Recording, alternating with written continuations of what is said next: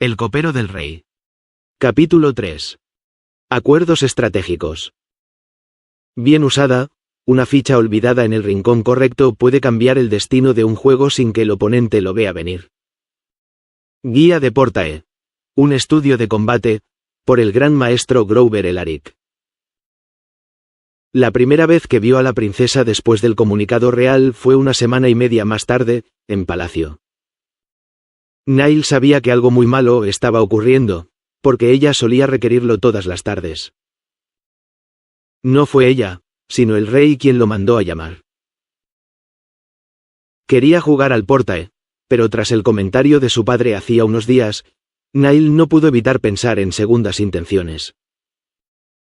Nunca había sentido tales insinuaciones de parte del monarca en ninguno de sus encuentros, pero, si acaso fuese cierto, el hecho de que lo desvirgarían pronto podía llegar a catapultar el deseo de violarlo cuanto antes. Aun con eso en mente, no tuvo otra opción que ir.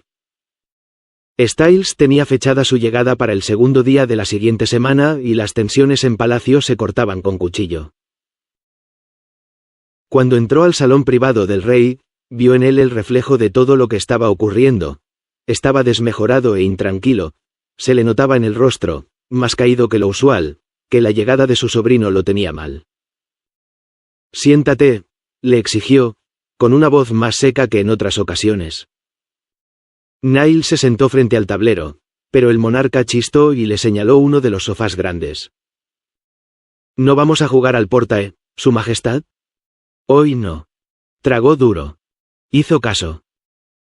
«¿Quién diría que mi pequeño copero se convertiría en mi sobrino político?», dijo con ironía, lo que hizo que Nile se congelara. Sintió la necesidad de disculparse, pero las palabras no salían de su boca. «Pero no quieres casarte, ¿no es así?». Más de una vez el rey le había preguntado a Nile cómo se sentía sobre su prometido. Más de una vez Nile había intentado mentir, hasta que un día dejó de hacerlo. «Sabes que es un bárbaro, peor que un animal», enunció usando las mismas palabras que Nile había utilizado tiempo atrás tras los crímenes cometidos por Styles en la batalla de Lyonas. «Sabes que le encanta la guerra, arrasar con aldeas. Mata y viola a niños tan pequeños como tu hermano. ¿Aún sigues sin querer casarte con él? ¿O acaso su título ha conseguido enamorarte?». Se produjo un silencio denso hasta que entendió que el rey en serio esperaba una respuesta. «No quiero casarme con él.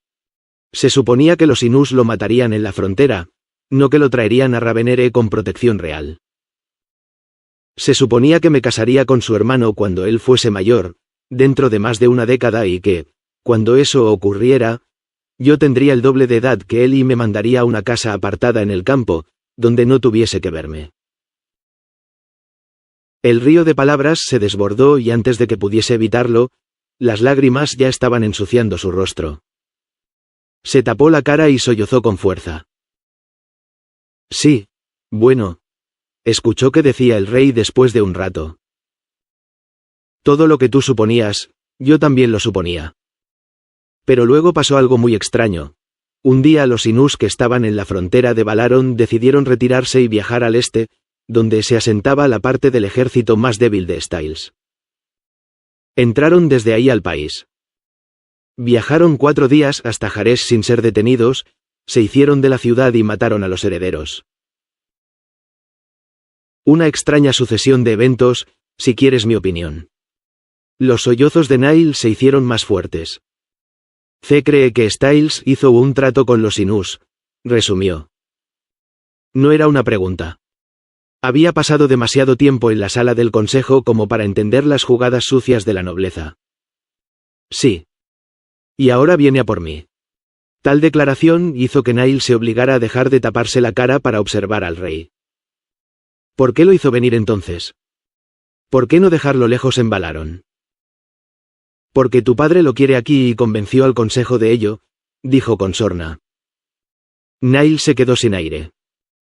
«Es verdad que él es el único heredero capaz, porque su hermano aún se caga encima, pero la verdadera razón recae en que tu padre cree poder negociar más con tu futuro marido de lo que puede hacerlo conmigo». «Pero es el rey», dijo en un hilo de voz. Usted puede detener al consejo, puede decirles que no, puede. Puede deshacerse de mi padre.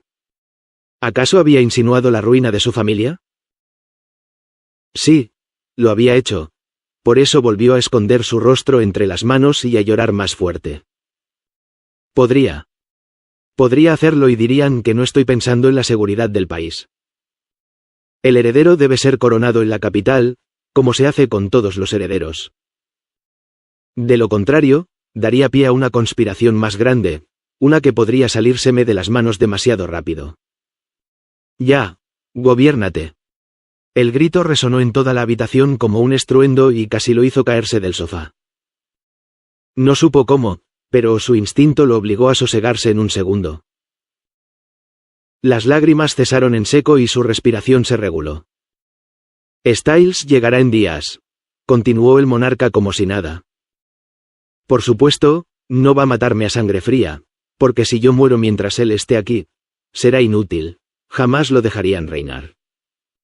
No, lo hará como en el Portae. Él pondrá sus fichas y yo pondré las mías.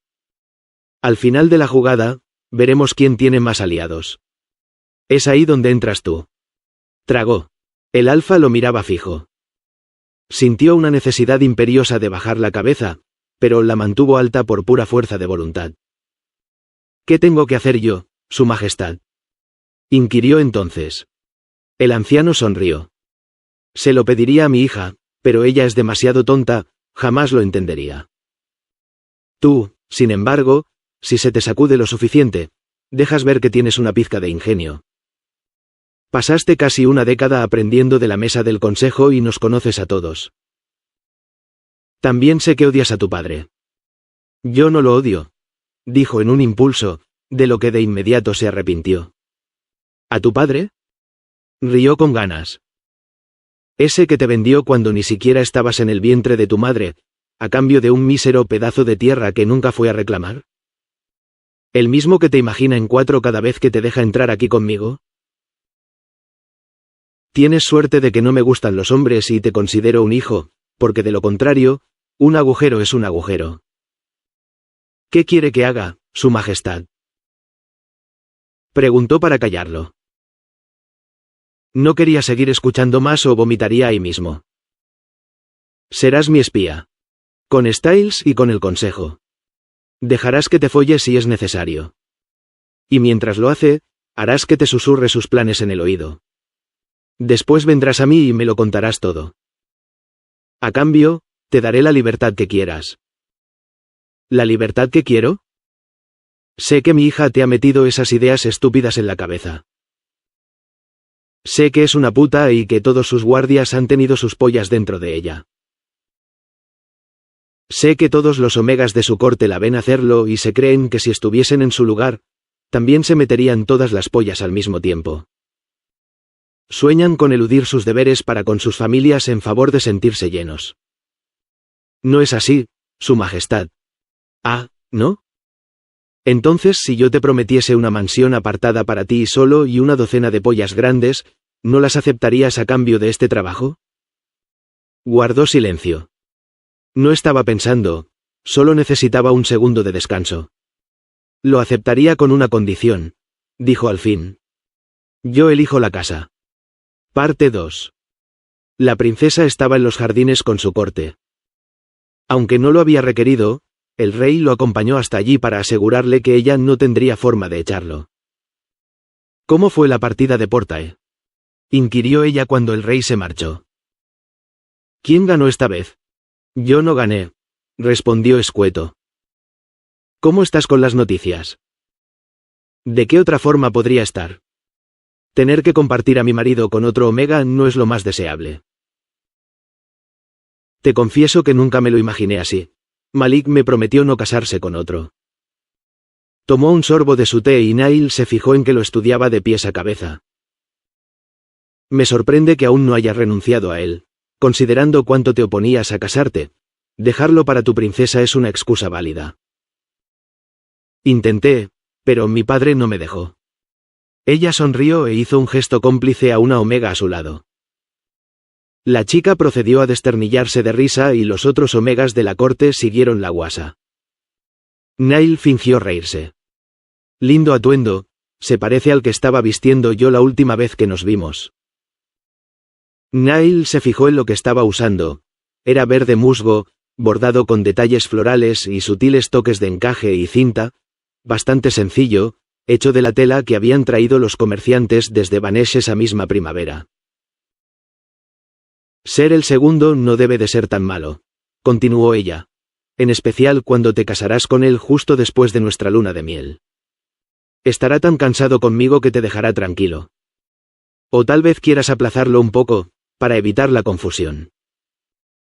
Comprendió que la princesa no estaba del todo consciente de cómo funcionaban las cosas para aquellos que no eran de la familia real. Si solo fuese mi decisión. Ignoró a Niall por el resto de la hora y se dedicó a hablar con sus otras amistades. Cuando llegó el tema del ajuar, se hizo evidente que no era bienvenido ahí. No deberías escuchar esta conversación, Niall, terminó por decirle la princesa. No me gustaría tener el mismo ajuar que tú. Si escuchas mis ideas puedes llegar a infectar tu mente, sin quererlo, por supuesto. El ajuar de Niall estaba listo desde sus 14 años, constantemente actualizado y aumentado por su madre con el correr del tiempo. Él había bordado lo suficiente para saberlo. Entiendo, dijo de igual forma y se puso en pie. Tras una reverencia, se marchó. Final del capítulo 3.